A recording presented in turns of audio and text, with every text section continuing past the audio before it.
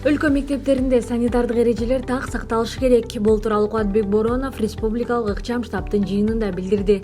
Белгилей кетчү жагдай COVID-19 пандемиясына байланыштуу бул окуу жылдын башталышында 1-класстын окуучулары гана кадимки режимде мектепте билим алышат. Өкмөт башчы мектеп окуучуларын жаңы окуу жылынын башталышы жана билим күнү менен куттуктап, аларга окуудагы жетишкендиктерди каалады. Коронавирус инфекциясына байланыштуу жаңы окуу жылында окууну аралыктан өтүүдө мектеп окуучуларынын, ата-энелердин жана мугалимдердин алдында жаңы чакырыктар турат. Пандемия турмуштун бардык чөйрөлөрүнө, анын ичинде окутуу процессине түзөтүүлөрдү киргизди. Бул жаңы ыкмаларды, пайдалуу көндүмдөрдү жана билим берүү системасына жаңы көз карашты талап кылат. Окуучуларга албан ийгиликтерди каалайм, билим алууга, илим жана жаңы технологияларды өздөштүрүүгө умтулуп, жигердүү жана аткаруучулук жөндөмдү арттыргыла дегим келет, деди Кубатбек Боронов. Жыйындын жүрүшүндө өлкө аймактарындагы эпидемиологиялык кырдаал дагы талкууланды. Белгилүү болгондой, өлкө боюнча бардык күндүзгү стационарлар жабылды. Айрым облустарда медициналык мекемелерди оңдоп түздөө иштери аяктаса, кээ бир райондордо курулуш иштери бүтүү алдында турат.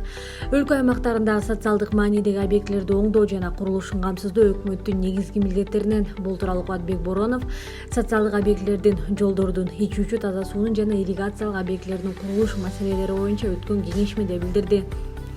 Өкмөткө караштуу архитектура, курулуш жана турак жай коммуналдык чарба мамлекеттик агенттигинин директору Урматбек Кокочаров маалымдагандай, 2020-жылдын аягына чейин социалдык маданий багыттагы 112 объекттин курулушу иши аяктайт. Анын 70-и билим берүү, 17-си саламаттык сактоо уюмдарынын мекемеси. Өкмөт башчы социалдык объектилерди белгиленген мөөнөттө колдонууга берүүнүн маанилүүлүгүнө токтолду.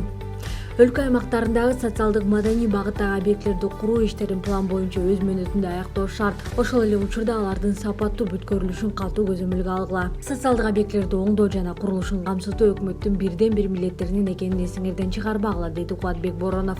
Өкмөткө караштуу суу ресурстары мамлекеттик агенттигинин маалыматына ылайык, быйыл 79 айылга ичүүчү таза суу киргизилет. Учурда бул багыттагы иштер активдүү жүрүүдө. Мындан тышкары 4 ирригациялык объектинин курулушу аяктайт.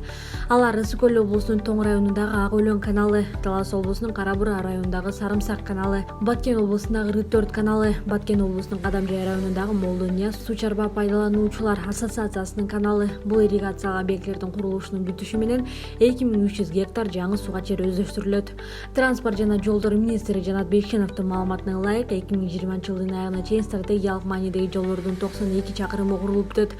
Ал эми район борборлорундагы жолдордун 165 чакырымына асфальт төшөлөт. Премьер-министр Кубатбек Боронов объектилерди курууда жана оңдоодо курулуш ченемдери менен эрежелерин аткаруу боюнча талаптарды көзөмөлдөө аркылуу иштин сапатына өзгөчө басым жасоо зарылдыгын белгиледи.